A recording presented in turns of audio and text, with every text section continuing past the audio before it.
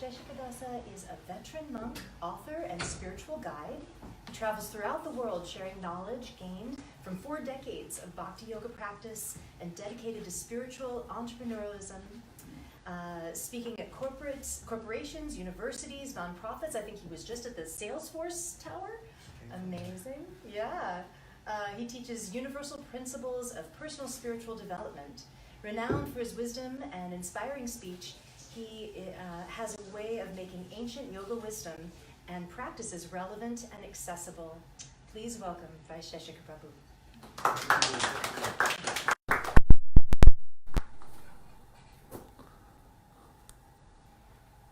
Hare Krishna.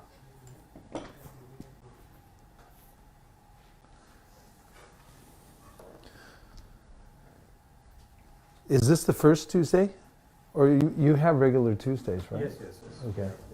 Well, this I started in San Francisco in 1973 at a little temple that we had on Valencia Street.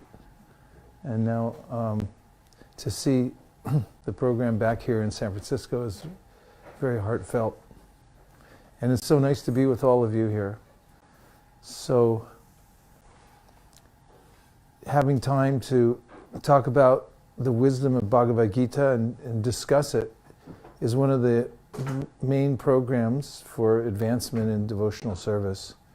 Comes under the category of Shravanam Kirtanam, or hearing and chanting.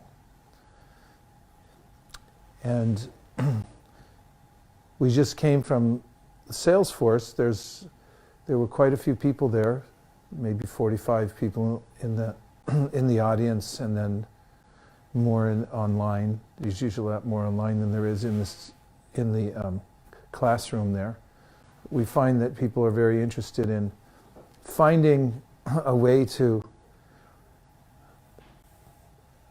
get in touch with their spiritual side, because they're sensing that even with a modicum of material success, they're not really satisfied. And we find that people flock towards these topics of mindfulness. The topic for tonight at Salesforce was taking conscious control of your lifestyle or of your life. And I asked a lot of people why they had come before I started speaking, and they said that they were interested in the topic, looking to find a way to balance their lives more, and especially at the beginning of the year, people are interested to restart and find a way to find some inner happiness. So maybe I can ask you all the same question. What brought you here tonight?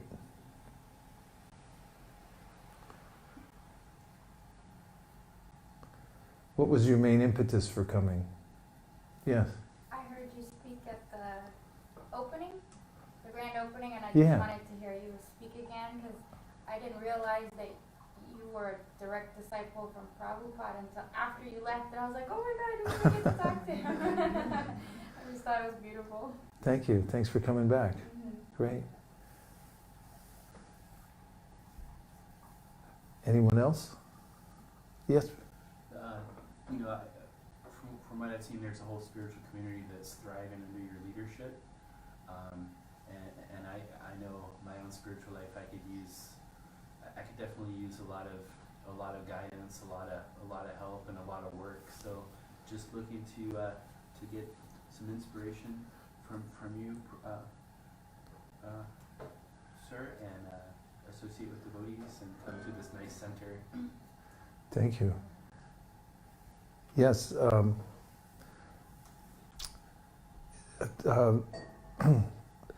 The practice of bhakti is really a culture of guidance. And it's important to have guidance from many different angles in order to sustain one's practice. There's a lot of distraction in the world, and there's also a lot of opportunities to be disappointed. So it's one of the main principles of the practice of bhakti, to find good mentors and guides and people who can support you among peers, among those who are senior, and so forth. It's really a sustaining factor. Good to see you again. Anyone else?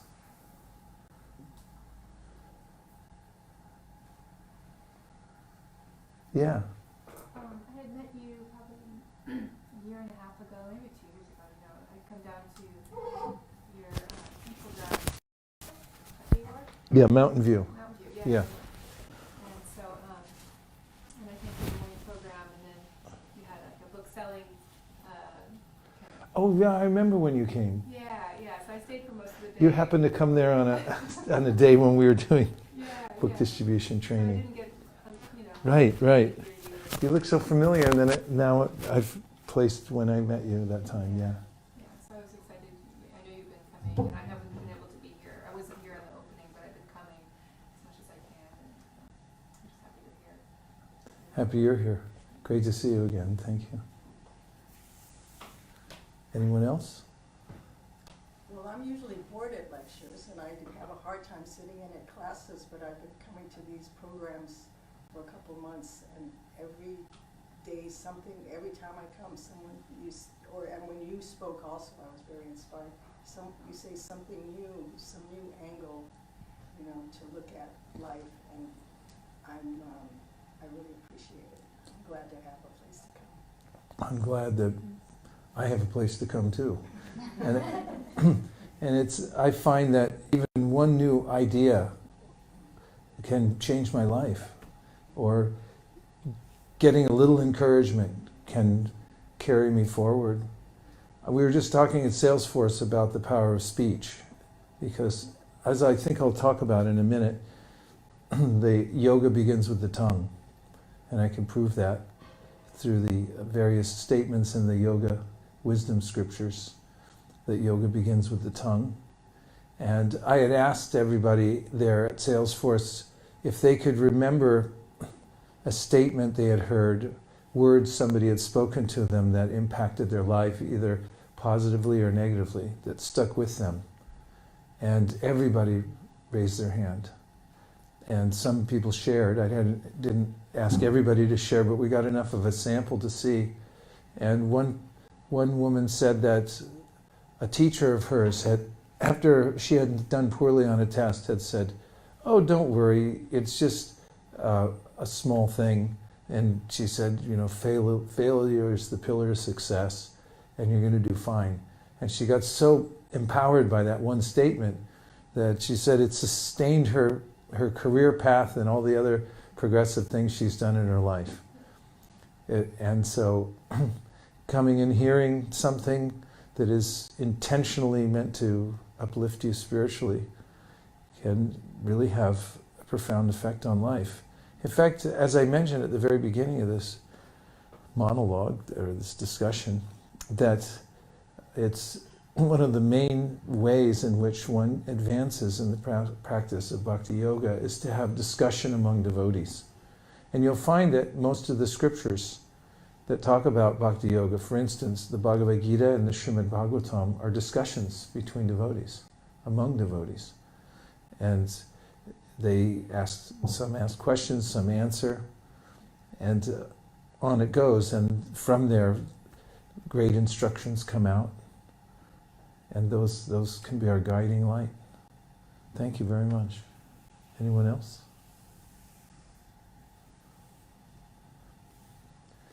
Yes, Kishore Sham.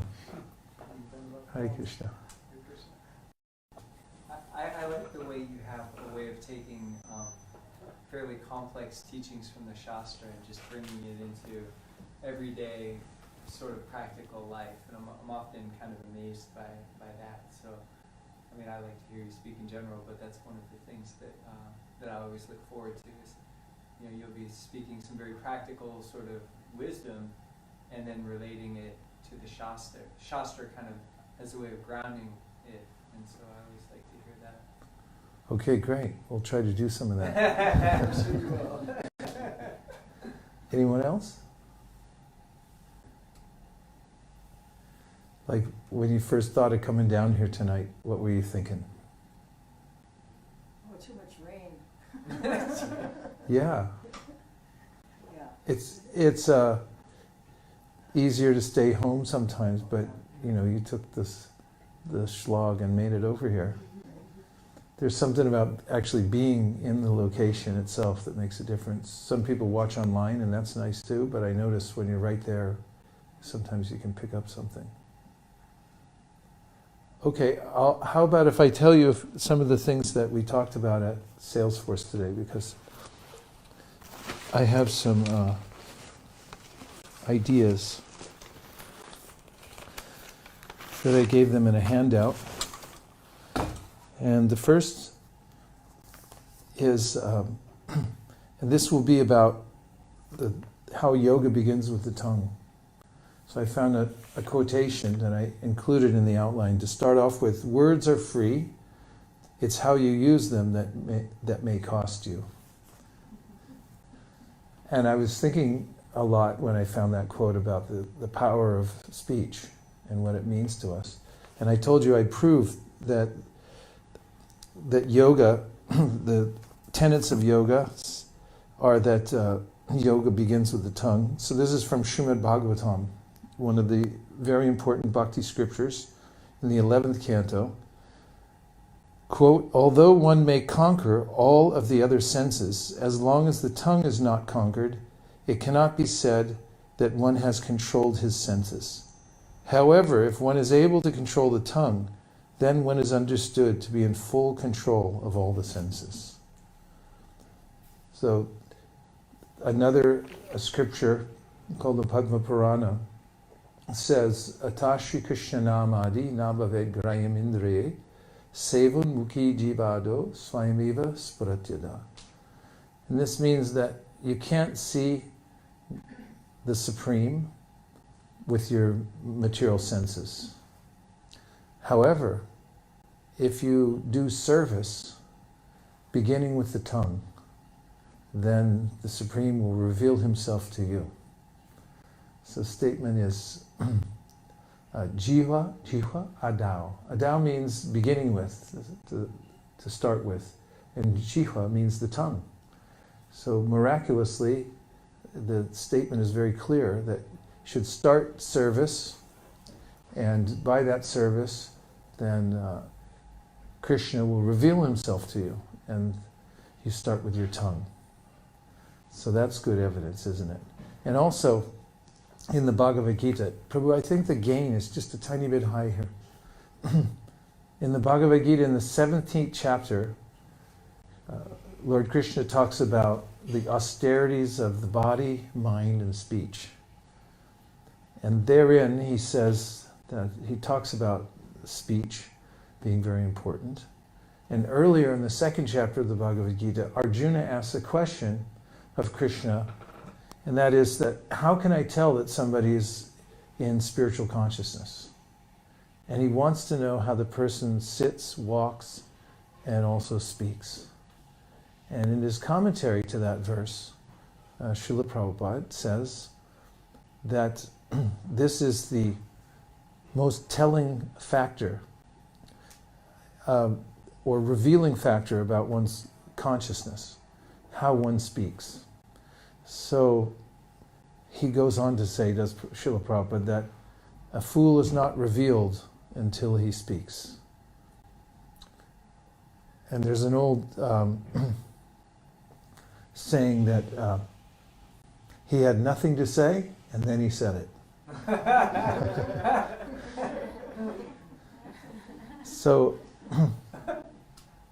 the consciousness of a person is revealed by the speech. And actually, the Srimad Bhagavatam goes on to say in a very poetical way that if you meet somebody that has a pure heart, when that person speaks, the vibration is different. And here's the poetical part. Bhagavatam says that the vibration of that person's speech touches Krishna's lotus feet and it mixes with saffron particles. Therefore, when you hear it, it has a different quality. It actually moves you and makes you want to engage in devotional service. So those are referred to as saffron mercy particles. And the quality of the vibration is different. So there's a common understanding in the Vedas and the Srimad Bhagavatam, and that is that sound carries consciousness, and speech carries consciousness. So what one person may say the same thing as another, but based on the advancement or lack thereof of the person speaking, will be affected by the speech accordingly. So the speech is very important. Now, as far as the practice goes, there are a few important points to understanding the tongue and its role in our lives. One is a way to remember what a powerful force our tongue is in yoga, and that is that our tongue is like the rudder. In fact, it's even shaped like a rudder. When I was a kid, my father had a little boat. He built it himself. It was called an El Toro, small sailboat. And he kept it at Lake Merritt in Oakland. And he'd take us sailing over there sometimes when we were kids. And I remember wondering what the rudder was good for. It was just such a small thing that was near the back of the boat. And I pulled it out once. My father said, "No, pull it out and see." I said, "What is the use of this? Why do we need it?" And he said, "Pull it out and why don't you find out?" And when we pulled the rudder out, we couldn't go straight. We couldn't go the way we wanted to go. We went all over the place. So in a similar way, the tongue is like that. It seems somewhat insignificant compared to some of the larger limbs on the body, but it's instrumental in our lives in broadcasting what's in our consciousness, and of course tasting as well. It's another big function, and that's another part of yoga, which I'll go into in another time. But I'd like to just leave that impression with you about how your tongue is your rudder, and how you use it, and making sure that it's in place properly will direct you in the proper manner in the practice of bhakti, if you use your tongue properly.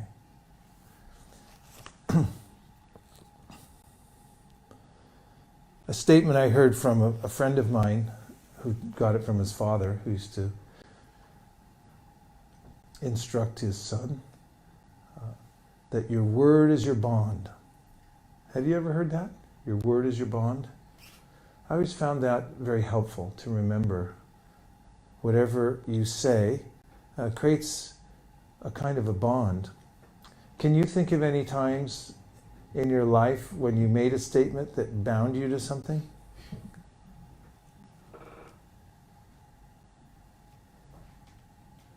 What are general circumstances in which when we say something we're bound to it? I do. Yes! That's pretty good. And the reason I'm smiling is that's what was the first thing someone said at Salesforce too. Actually what he said, no, he was with some friends and they were laughing. I said, "No, what is it?" And he said, no, it's just kind of a joke. And I said, "What? What's the statement?" He said, "I do." And I said, "That's no joke." And I pointed out that actually it's a legal part of the marriage. It's legally binding. In fact, there has to be a witness there. I know I've done a lot of weddings here in California. And you have to have a witness, you have to have a priest, and you have to have a witness that watches the two people say, "I do."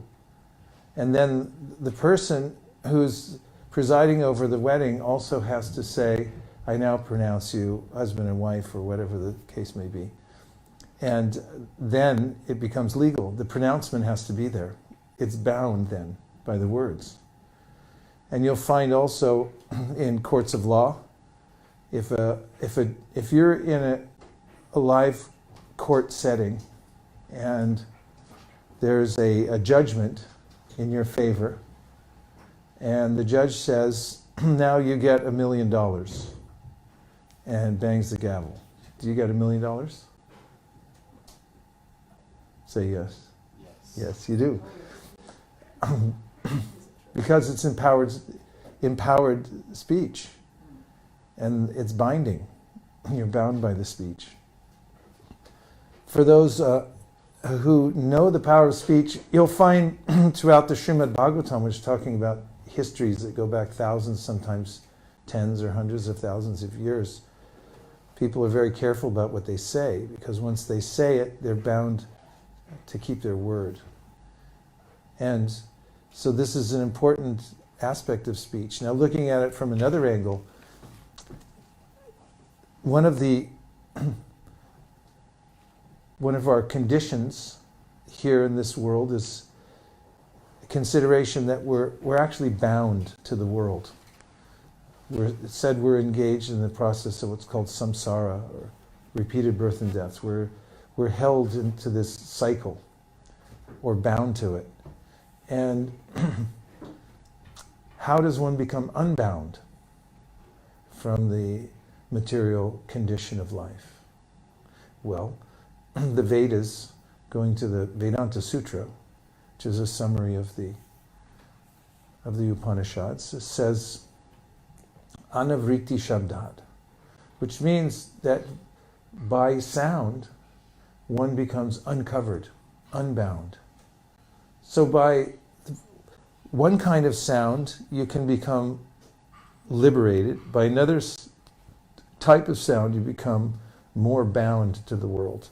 This is one of the teachings of the Upanishads. Anyadevahor sambhavad, anyarahura sambhavad, iti shushumatiranam yenas tadvich chakshire. Which means one result is obtained by listening to material sound, and another result is obtained by listening to spiritual sound, or producing it, either way. So the quality of our speech and the quality of the speech we listen to will determine the quality of our lives. This is one of the great formulas given to us in the Vedic scriptures.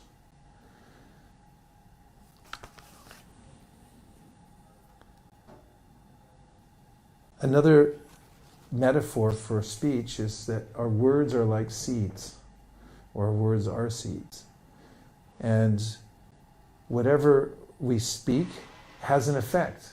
It goes out in the world, it's creative. And the words that we hear also implant themselves in our hearts and our minds, and gradually they have an effect on our lives. So it begins with hearing, and then we have thoughts, and our thoughts determine our actions, and our actions determine the direction we go in life, and what our destiny is ultimately. Everything starts from a subtle level and then becomes manifest in a more gross or tangible way. And therefore, being attentive to one's speech, controlling the tongue, is one of the vital aspects and the beginning, the fulcrum of power for those who are practicing yoga, the yoga of the tongue. If you can control the tongue, especially in speech, then your mind becomes more clear. You're able to witness how the Supreme Spirit is near you, is next to you, and instructing you. And you're not disturbed by superfluous thoughts because of controlling the tongue and speech. So those are a few seed thoughts, and I'd like to hear some reflections from you. Reflections are anything that you heard that stuck with you, that seemed helpful or interesting. You can just reflect it back, any of the concepts, or if you have a question that you think you could bring out some more information for clarification. First, try reflecting back anything that you heard so far.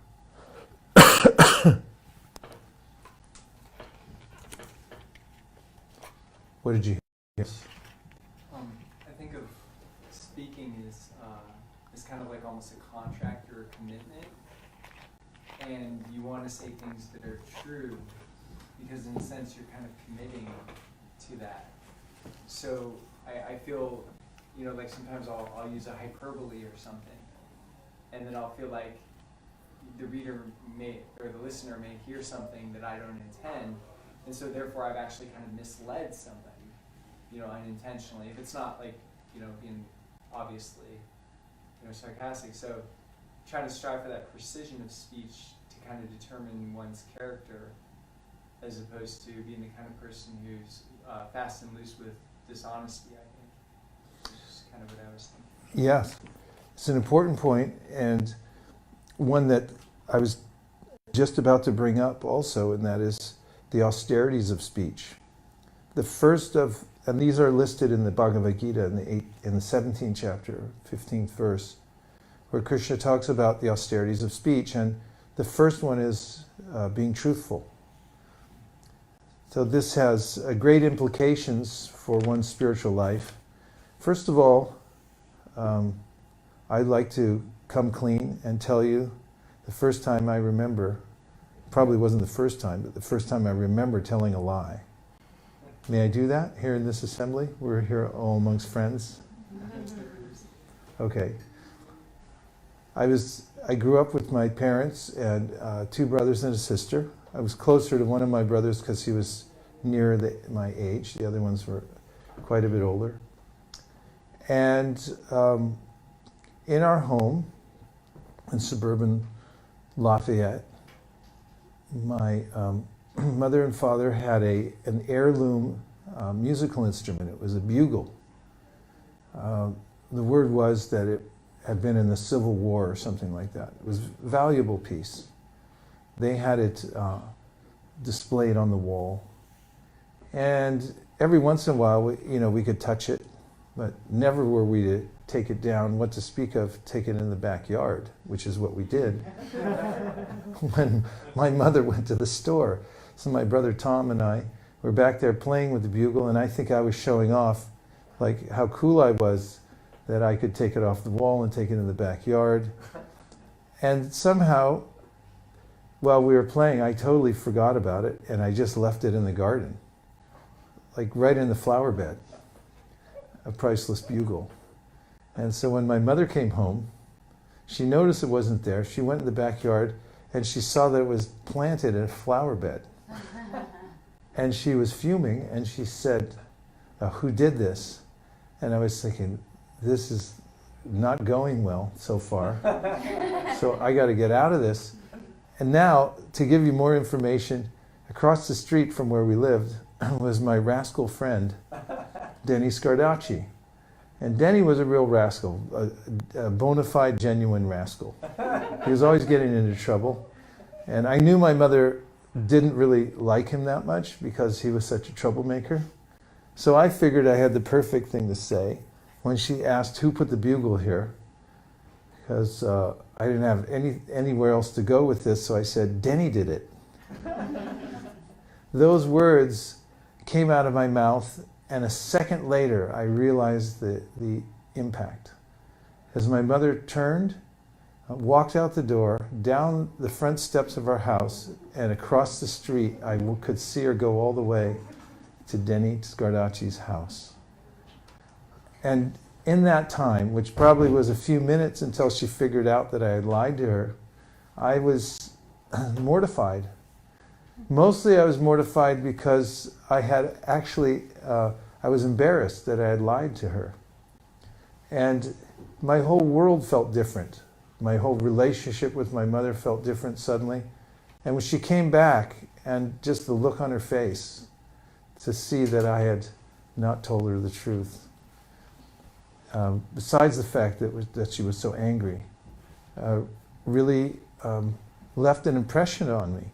And I remembered the power of those words. In fact, in my family, even to this day, my brother, Tom, who's 2.5 years older than me, when something happens, he'll say, "Denny did it." Those words have become immortalized. It was Denny Scardacci. And these are impactful moments, the utterance that comes out of one's mouth. And telling a lie can have a great impact on one's life. Therefore, in the process of yoga, it is important that one is clean, starting with yam niyam. So yam means you have to clean up the way that you deal with people in the outside world. For instance, you can't meditate after you've lied. If you just told a lie and you sit down and meditate, there will be waves of anxiety going through your head.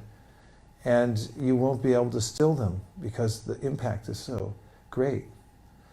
However, if you make it a habit, as Krishna recommends in the Bhagavad Gita, to always be truthful, then you'll start developing this integrity quotient that is very calming and centering, and that gives you the wherewithal to actually be introspective.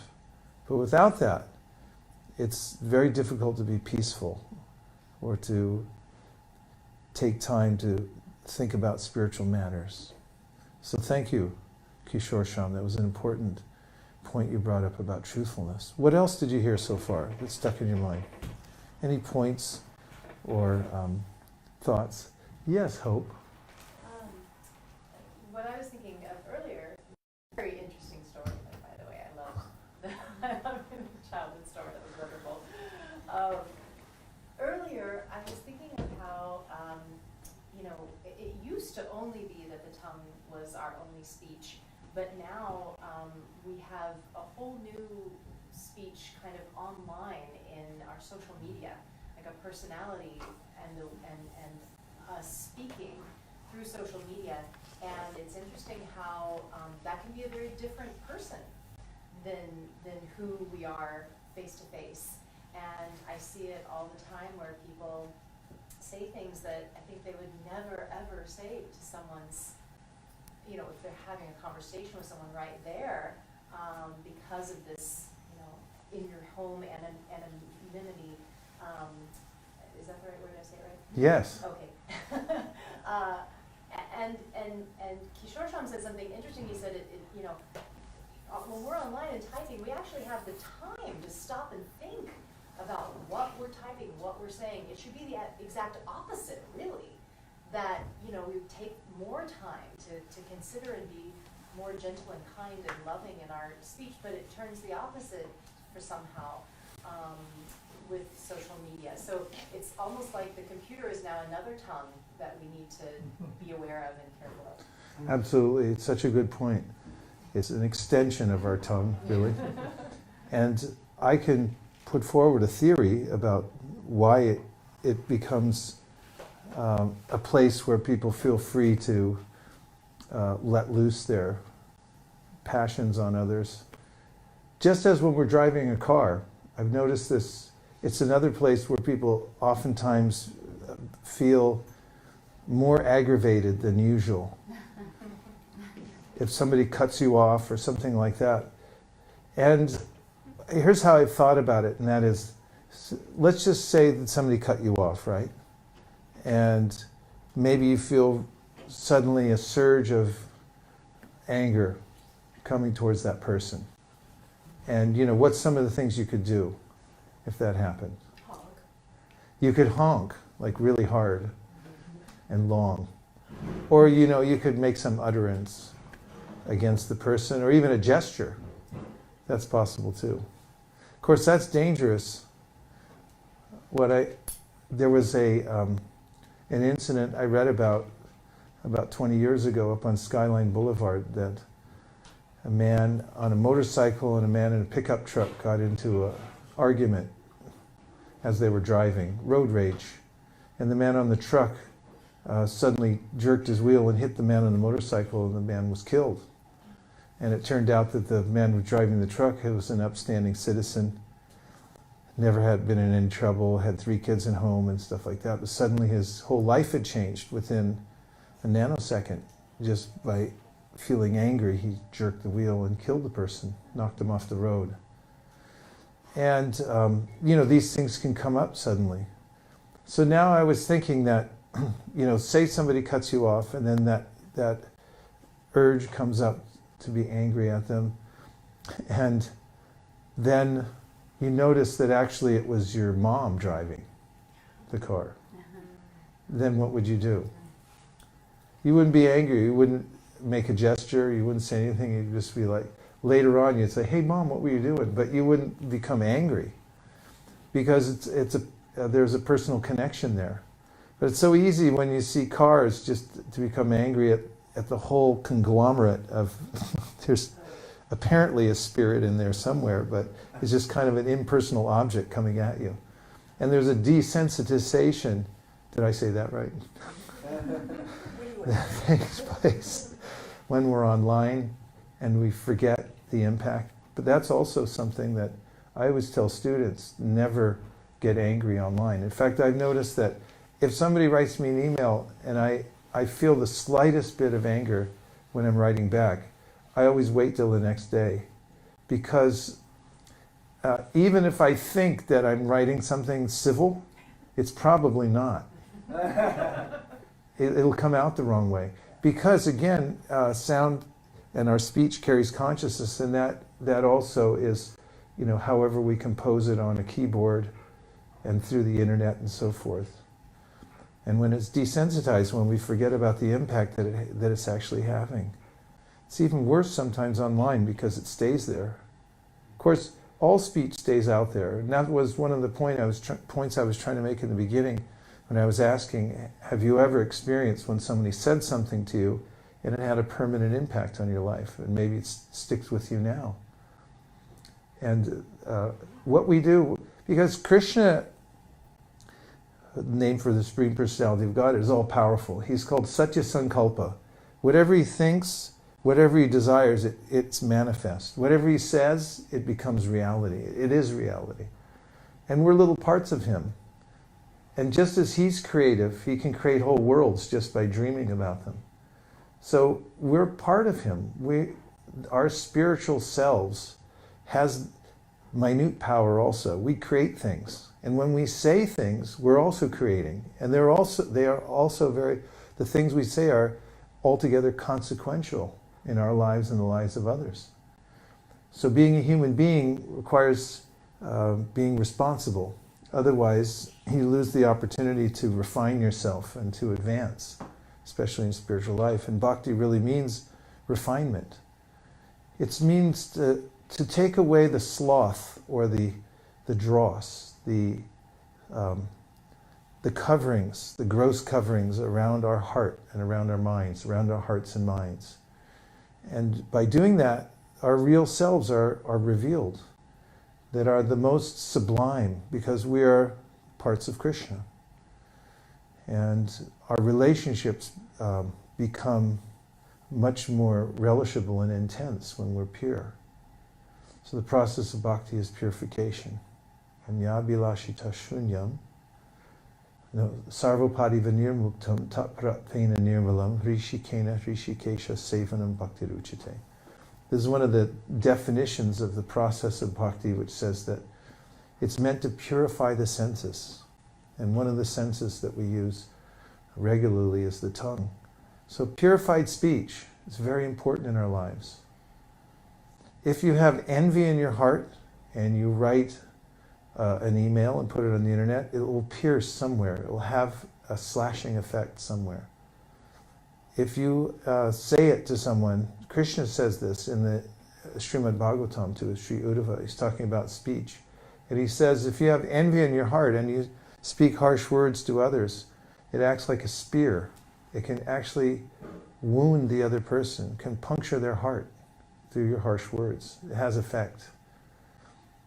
So the characteristic of a person, as defined by Rupa Goswami, one of the great masters of bhakti, who has reached the pinnacle, the topmost position of bhakti, is called nindadi shunya, which means the person's heart becomes free from the propensity to criticize others. One may point out things, one may even criticize if the circumstance warrants it, but the person's doing it not out of envy or out of maliciousness, but out of a concern to help the other person. And therefore the effect is different. So it's really amazing that we're little walking parts and parcels of Krishna, and that everything we do has consequence, and the words that we speak are creative. They're all significant. And therefore, if one is careful and watches one's speech, then this is one of the ways in which one advances in bhakti. In fact, Kishore Sham was just telling me that he had started reading the Nectar of Instruction today. It's a concise guidebook to bhakti yoga. And the first words in that book, written by the most famous teacher of bhakti yoga, Rupa Goswami, are Vacho Vegam. This first verse is all about how to control the urges that come up in our lives. And the first urge that he asks us to attend to be careful about, is the urge of speaking, Vacho Vegam. Vegam means an urge. So he said, if you can control that urge, then you become a master. So yoga begins with the tongue. Now there's plenty of room up front, and there's lots of devotees come in, and about, looks like 200 more just came in. So please feel free to move up. I am vegetarian, and I did bathe at least 2 weeks ago, so it's okay. No, up here, come on up. Somebody take a front row seat. Box seats. Welcome everyone who just came in. How is it out there? Rainy. Rainy? It's good. We're just having a conversation here. And one of the topics is about the power of speech and how yoga begins with the tongue. If one can control the tongue, then one can control all the other senses. And I spoke a verse from the Srimad Bhagavatam that says, if one has controlled the tongue, then it's known that he or she has controlled all the senses. And if one hasn't controlled the tongue, then it's known that one hasn't controlled all the other senses. So this is a good place to focus, and it's the beginning part of yoga, to use the tongue for service. For service. And that's exactly what the verse says that I quoted. Ata Shri Krishna namadi nabhaved grayam indriye sevon. Sevon means service. Sevon mukhi hijeva ado. The service to the Supreme begins with the tongue. Isn't that amazing? That's where it starts. So then I went on, I was talking about how Krishna says in the 17th chapter of the Bhagavad Gita, the 15th verse, he lists the austerities of speech. So there are very specific things that you can attend to control your speaking. The first one is to be truthful. And we were talking about how if you're not truthful, then your mind will be disturbed. And you may implicate yourself more and more by not being truthful in your relationships and even legally and in many other ways.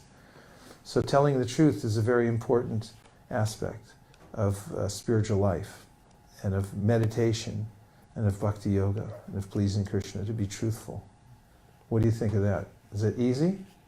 On a scale of 1 to 10, 10 being it's easy as anything to tell the truth all the time, and 1 being that it's one of the hardest things that you have to do, where would you put truthfulness? Now be truthful about this. Yes? Was there a story about a Brahmin that saw somebody who was being pursued by robbers? And, they went and they hid behind the bush, and then the robbers came and they asked the Brahmin, okay, we're looking for this guy, do you know where he is? Oh, sure, he's right there, because he'd taken a vow that he'd always be truthful. And then actually the robbers pursued and were able to Yeah, well, harm. our definition of truthfulness is a little different. When there's an emergency, this is a moral situation, ethical, and actually Socrates talked about this also. That is it actually truthfulness when you tell the truth and at the same time you sacrifice somebody else's life? And in a circumstance like that, protecting the person by not telling the truth. But that's an exception. And of course we don't want to take exceptions and make them the rule. But we find that morally, to protect an innocent person, one could not tell the truth. And that would be in a different category. But again, you have to be careful. And what was the question I asked? Oh, 1 to 10. How difficult is it to tell the truth? Would you say? It depends on whether there's robbers chasing. Well, it's a good answer. It depends. It's not a necessarily a straightforward thing. But just in your daily life, noticing situations where there's not robbers chasing somebody, and you have opportunities to embellish or not embellish, or withhold or not withhold. Or if you told your spouse something slightly different, it might make it easier. What would you say? Yes? I recently had a situation where I have divided loyalties between people who are buying, and trying to navigate speaking the truth to somebody to protect somebody, but at the same time perhaps betraying the trust of somebody else. And in that kind of situation, I feel like either way, you're not telling the truth, because you're either betraying or you're withholding. And in a situation like that, it's impossible to be truthful, because speaking the truth in itself is a falsehood, and then not speaking the truth is a falsehood.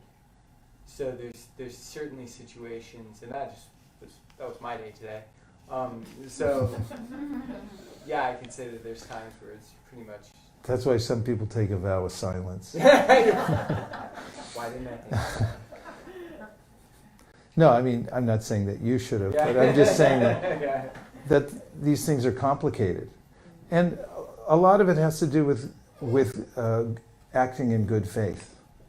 Because we may notice ourselves whether we're being truthful or not, or whether the situation warrants it or not. And we do have a